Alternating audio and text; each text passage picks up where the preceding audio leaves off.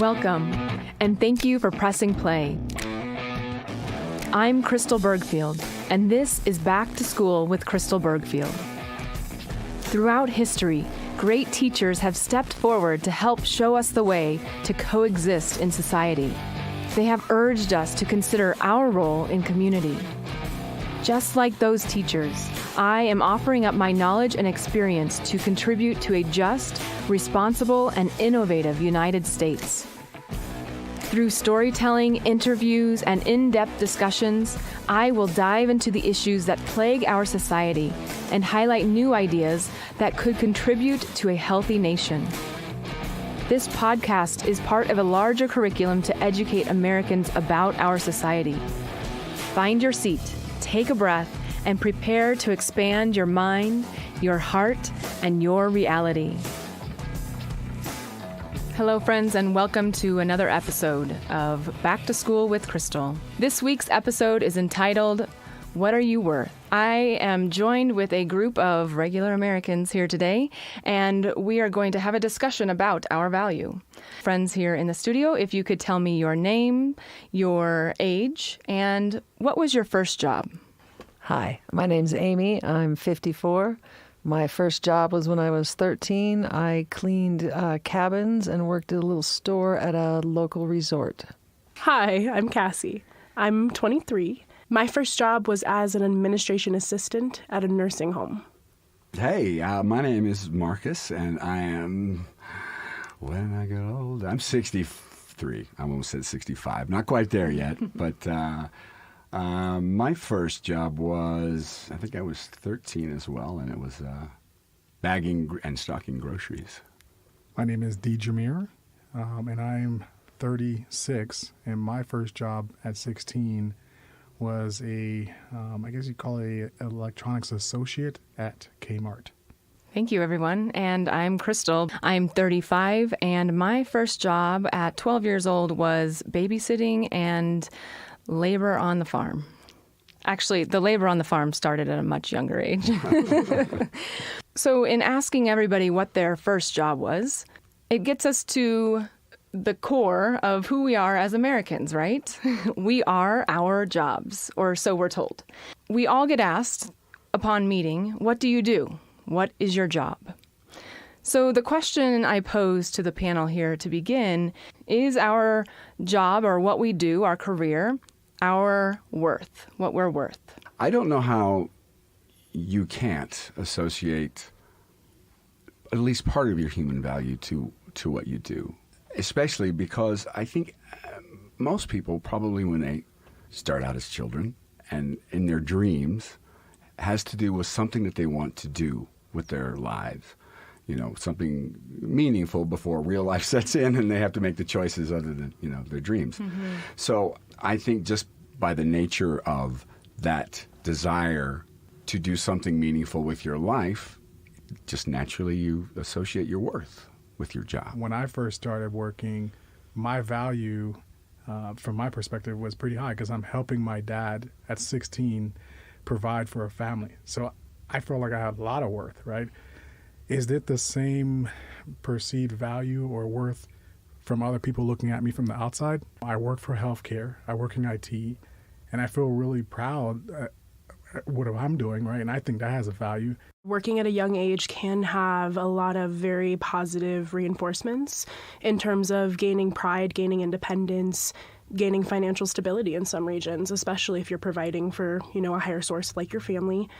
But a lot of times I think that being forced into the workforce at a young age when there are other aspirations, other parts of life that you'd like to discover, and maybe you will be amazing at them at a young age, putting those things on the back burner to serve in the workforce can sometimes feel like your worth is going down.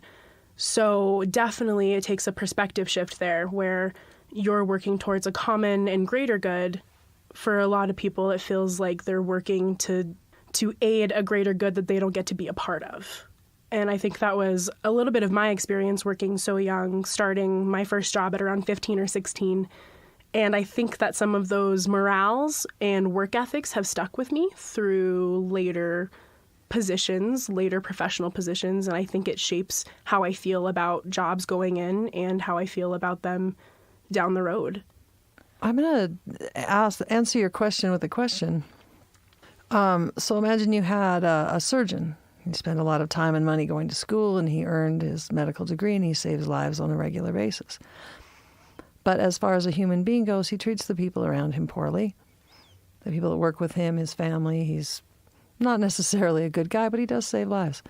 And then you've got Joe Blow, who barely got out of high school and is working at the Dairy Queen, and he works hard every day, but he didn't put any money into school. He didn't put effort into school. He's not saving anybody's life, but he's a good person.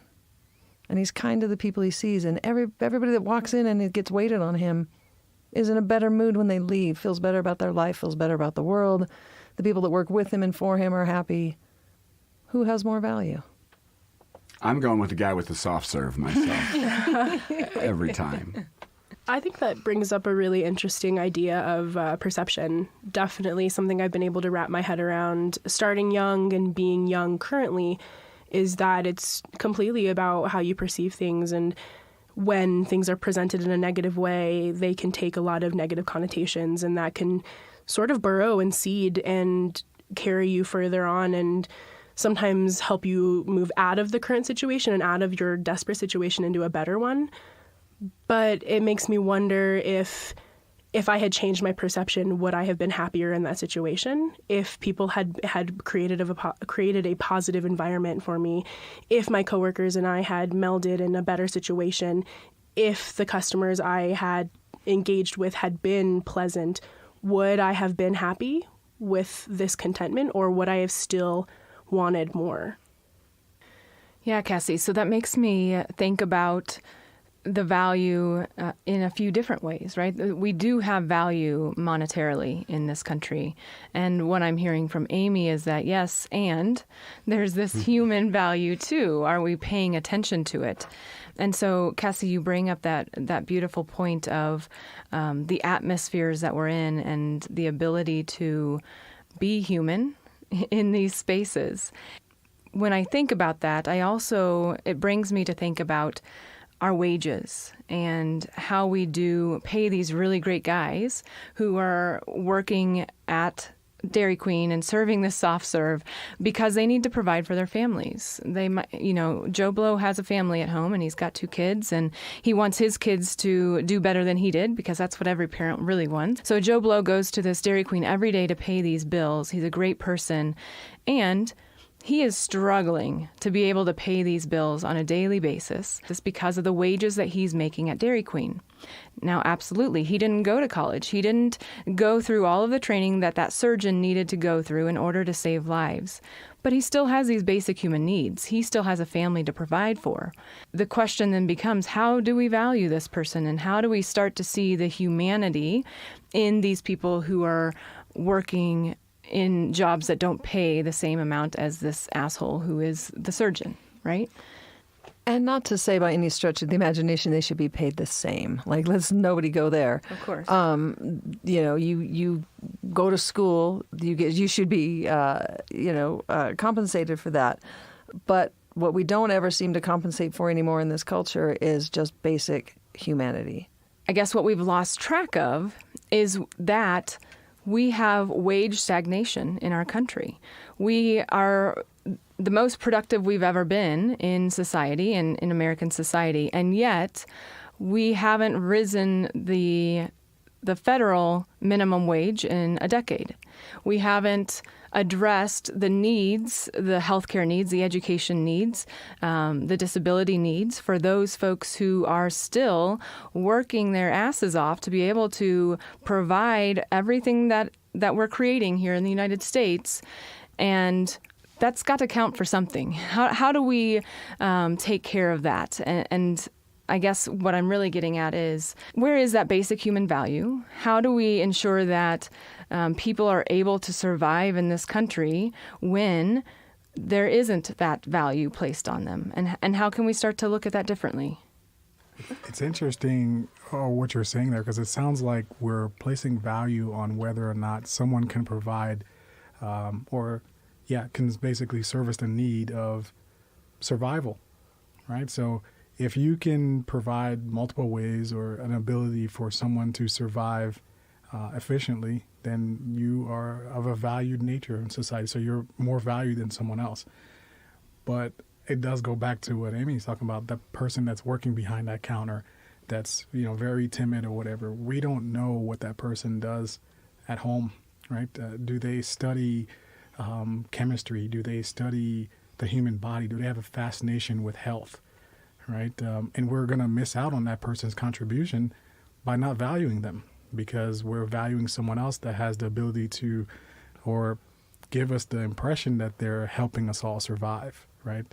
I don't know. Does anyone feel like that's kind of where we're at now where, if I'm a big businessman and, I'm doing really well and my business is doing well, I'm giving the impression that I'm creating jobs and that I'm creating value because with what I'm doing, everyone can survive and have a job, right? So I think the illusion of safety has become so monetized that you pay and you pay and you pay to be safer and safer. But that's not what actually creates that safety.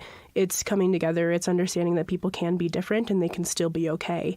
That's the real safety that we need to find. And this illusion that we can buy it causes these corporations to disguise themselves as saviors. And if you can pay enough money, then you can have it too. But what does that say for people who have nothing, who can't even pay their bills? They don't ever get to have the simple freedoms of an American because they can't afford this illusion. It's upsetting. Such wise words from Indeed. such a young woman. You come out of school oftentimes very, very unskilled as far as life skills go. You don't know how to have a checkbook, don't know how to get a job, don't know how to pay your rent, all those kinds of things. And the first thing you have to do is get a job. Now, if you're lucky, you had parents or a school counselor or somebody that helps you figure out what your aptitudes are, what you enjoy, what you're good at, and help you build that. But most people don't. Most people come out of high school with nothing, and they're just like, oh, crap, I got to get a job. And they get some job, and they get stuck there. Or if they're lucky, they move their way up the ladder. So you have those people who either haven't had the opportunity to move up the ladder or haven't. And then you have those people that have. And in our culture, we have come to a place where they're almost like enemies. And like you were asking, what happens when they come to the crossroads? What happens with the white collar versus the blue collar? What happens with the kid that works the counter and the old man that opens the business? Are we as human beings going to be able to look at each other regardless of what our job is and see the humanity in each other? How do we then have these conversations with other people who are still trying to do the same, but they have totally different values, totally different background, and what does that look like? Yeah, how do you get the paramedic who's getting paid maybe $15 an hour not to be pissed that we're asking that the people at McDonald's get paid $15 an hour? And at the same time, shouldn't the paramedic get paid more? More than the 15, not just more than the McDonald's worker, but isn't that worth more when you're in trouble and someone's coming to save your life? Aren't they worth more than $15 an hour? Well, certainly it seems that our whole pay scale is whacked out. Nothing against anybody who has special skills, whether they be actors or athletes. But I'm so sorry. There's not a human being on the planet worth $25 billion or whatever. That's insane. That's just insane. In business, it comes down to a business decision. Workers are considered an expense in business. And so for those making decisions about, let's say, the compensation package for our new analyst, they look at the workers. How much work can we get out of this worker, let's say per hour or per day? And so there's calculations that are made to understand how much can we actually afford so that we can still make our profits, and how much is this person worth with their education, with their experience. And so often there is a negotiation that happens, but there's also a baseline. And so when it comes to business, it's laid out and it's never valued specifically on the human being in front of you or the person in front of you. It also has to play into how much money are we making? If we're making wingdings 10 cents each that we're making and we're only making 100 of them an hour, that's a different value than somebody who's making Porsche cars and they're making 3 of those Porsche cars that can be sold at, $100,000. We're going to perceive their value differently, right? That Porsche person is going to get more money because his perceived value is different, and yet they could be making the same wingdings for just different vehicles, right? I want to go back to the Crossroads statement. I feel like, and thank goodness for living in the United States of America, because we have freedom of speech, right? So now that we're using this freedom of speech, we can start to talk about these crossroads, and one of them is how much we're making. So if I'm making a certain amount and I start talking to someone that's making the same and they're like, well, I'm doing the same job as you, but my value is less. How is that possible, right? That's something that we had time to reflect on and come to a crossroads and try to understand what's the difference between us and our value. And then going to your point regarding the socioeconomic status of where you're at and whether or not you're valued in society, it's almost like this is created for us. By who? Right? So that Porsche maker, why is Porsche valued more here? Right? Is it valued the same where I'm from in Haiti? Right? Can I drive a Porsche on the dirt roads? Right? If we take that market there, will it grow that much? Is it the people that's creating the value, that need driving that demand? Or is it something else? I mean, I feel that it's the people. I feel it's completely personally driven by greed, by the need to feel that you have everything, I suppose. Well, I should get paid more because, I drive an ambulance and they shouldn't get paid as much as I do. So as long as we're fighting amongst each other, we can't fight the person who's actually making these changes. Wow. Again, from the youngest person in the room. Then that gives me hope, right? Because it seems like when we come to these crossroads, we come to the crossroads with judgment. And that's where honestly, when someone asks me, what do you do when they first meet me, at first I think it's just a conversation starter or whatever. And maybe it is, it's innocent, right? But I feel like at that crossroads when, you're kind of reflecting on what your value is, it gets to a point where you're judging that person, right? Because now you have to judge whether or not you're worth more than that person. And then that kind of, directs where the conversation is going to go. Well, that's interesting. That Dijamira mentioned, like the first, at least among men, I don't know if it's among women, but guys always, first thing is, what do you do, right? And it makes sense because we're gathering information about the person we're encountering, and of course that's the first sensible thing we're going to ask. But we can't help but make some sort of judgment on the person. And I don't know that that's necessarily right or wrong, because if I were a doctor, I would be happy to say I'm a doctor who saves lives. But really, do you feel like that's true? Like you? Oh, I'll give you a quick example. Yeah. I was at a social gathering with a good friend of mine, and everybody's all polite and happy and nice and kind and equal and all the things, and asking everybody what they did. And when they got to her, she's a housekeeper. She owns her own housekeeping business, and they changed how they treated her. Interesting. And she works her ass off. She's built up a very successful business, but the minute housekeeper came out of her mouth, a good portion of the people there treated her differently. And I don't think it was consciously necessarily. They were, but it was a thing. I'd have been asking for her card. Right? Like you said, I don't even think that they even realized there was a shift in the way that they treated or spoke to that person. And I think that tends to be a lot of the struggle that we find now in our current, socio-political climate, in how we treat each other, in terms of we're changing in gender politics, we're changing in terms of how free we can be as individuals and express that with everyone, not just feel like that's just for us. I think that really threatens what people are used to. And the fact that they just do it subconsciously it just tells us the issue that we've actually really created for ourselves. And that division itself, I think do you guys feel like that's what's being used against us? Absolutely, without question. Keeping us divided in little separate groups is what keeps us from coming together and taking back the power of the country. Yeah, absolutely. I have a big question. So who is they? Who's doing that to us? Who's the power that's, yeah.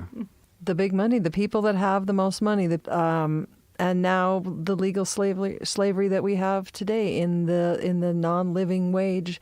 But that's one of the worst gaps that I think we've seen as an entire country is the total lack of understanding of how, just awful and racist our entire system has kind of ended up being. And that comes a lot down to our foundations, and people needed to make money, so they used people as a workforce. And I don't think that shift has ever happened in a positive way. I think it's continued to be buried down into a place where it just feels that that's the way it is. So why test it?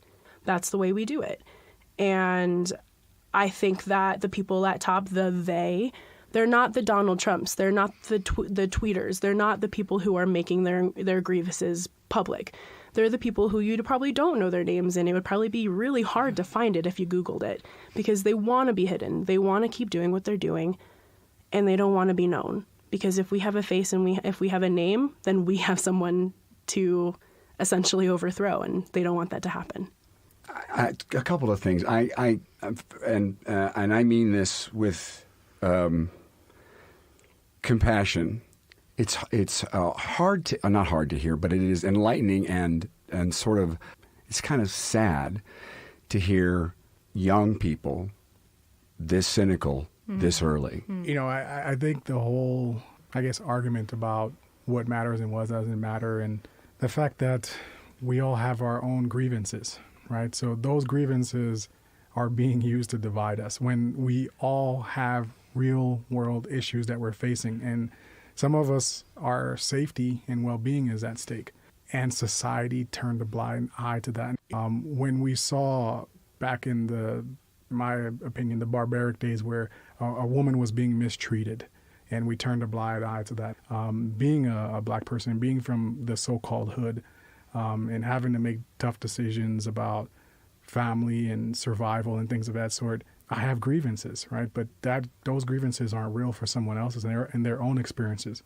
But I feel like when we come at those crossroads and have these conversations, there's definitely a lot of judgment there.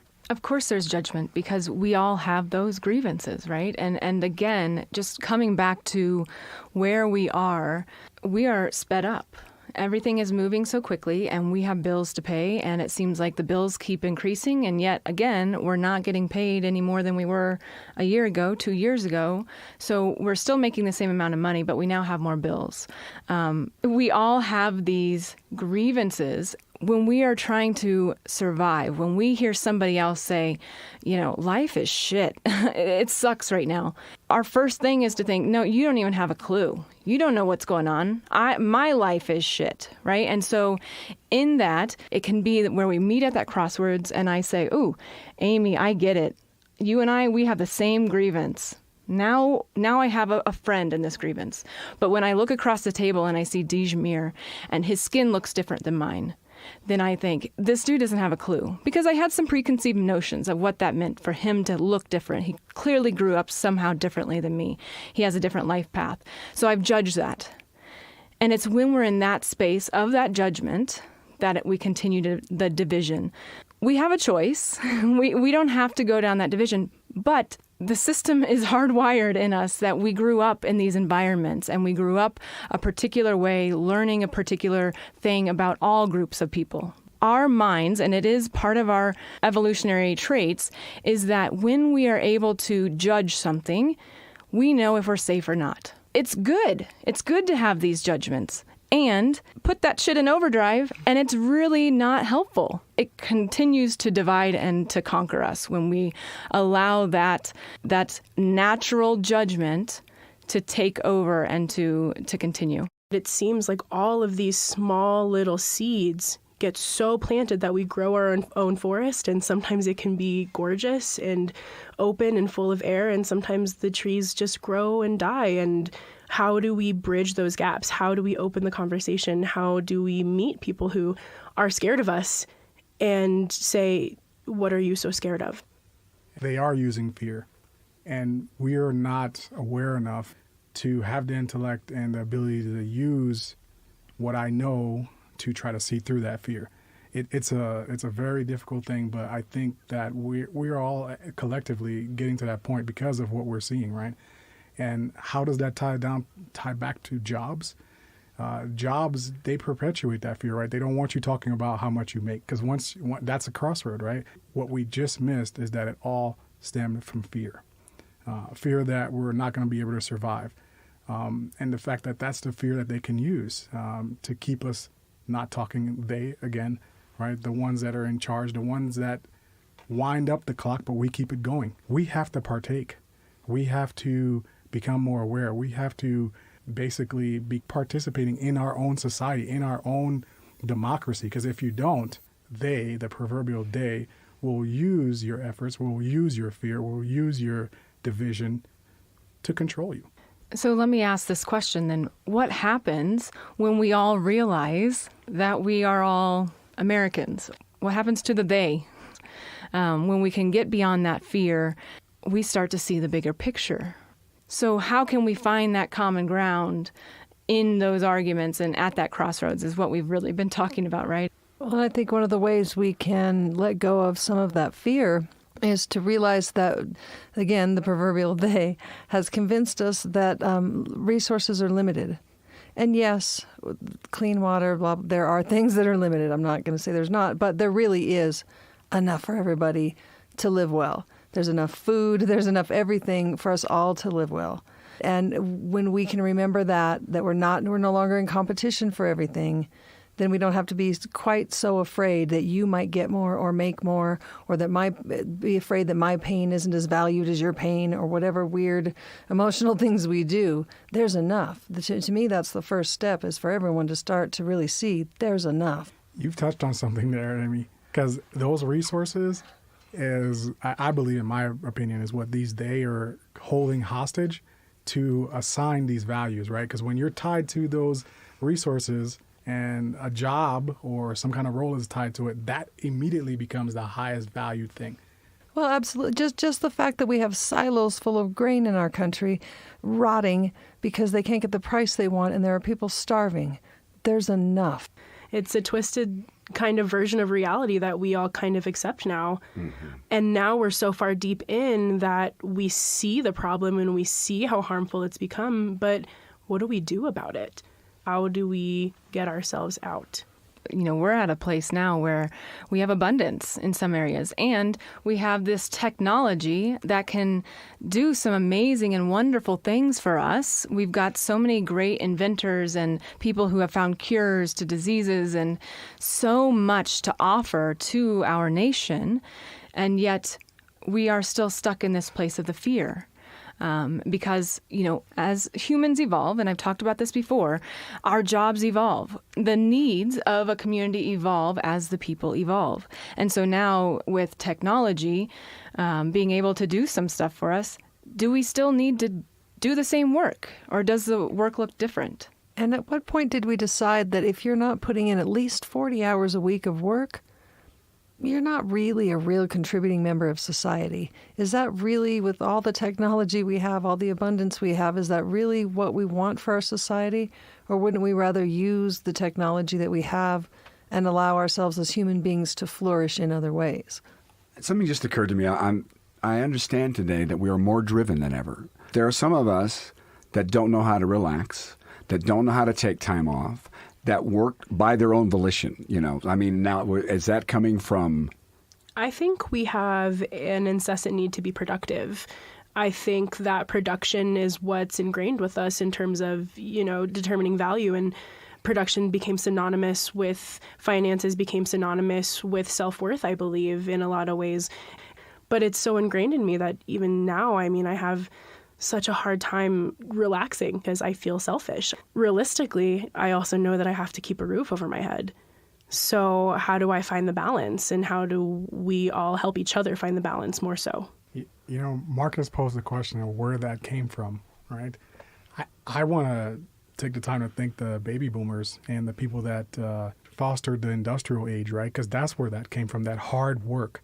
we have to accomplish something, right? Or we're not being productive members of society. And also, we can also take a look at what they were doing back then. There was wars happening. Safety was at risk. The American way of life that we fought for was at risk. So if you didn't work hard, that may not be there for you tomorrow. But are we still in that situation today? Or is someone creating that illusion that we are? Or is it just that our predecessors are stuck in a loop, if you will, where they're thinking that their survival is at stake and we need to keep working so hard in 40 hours, where no, we have innovated enough. You've passed down the responsibility to the next generation, and we've fostered in technology. We used our intellect to create a better life. So this way the human being wouldn't have to work so hard. But yet there is still some kind of demand for that. And that's where I'm confused. Like, why is that demand still so great when we're no longer living in those industrial ages? And remember, we're talking about jobs here and wages, right? This is in my opinion, what's driving all that. You know, we had the values from the baby boomers ages, and it seems like, especially with our current administration, that they're trying to keep those values and instill them in the next generation when it clearly doesn't match. I think that it's a lot of it's habitual. We're locked in to the basic belief that in the American dream, if you work hard, you can have what you want. And it used to be much more true than it is now, but it's in our psyche. I mean, yeah, it's in our psyche. We can't escape it. If you work hard, your dreams can come true. You can get what you want. And because it's not true, we just keep thinking we're not working hard enough. It's prevalent in anything that we do. If you're not paying attention and you're not involved and just letting things kind of just, go along, yeah, you can be exploited. You will be taken advantage of. This is why I'm doing this curriculum, because when we are not aware of the history, when we're not aware of who the they is and what the hands are moving, then we don't know how to help ourselves. Knowledge is power. And when we do start to meet at these crossroads and have these conversations and really start to understand first ourselves and our personal needs, and then start to understand the needs of the community around us, then we can have productive change, right?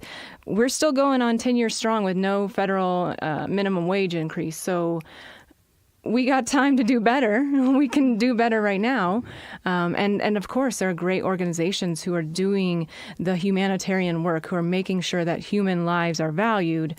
And I will always come back to this. Our United States government has a responsibility to the lives of the American people.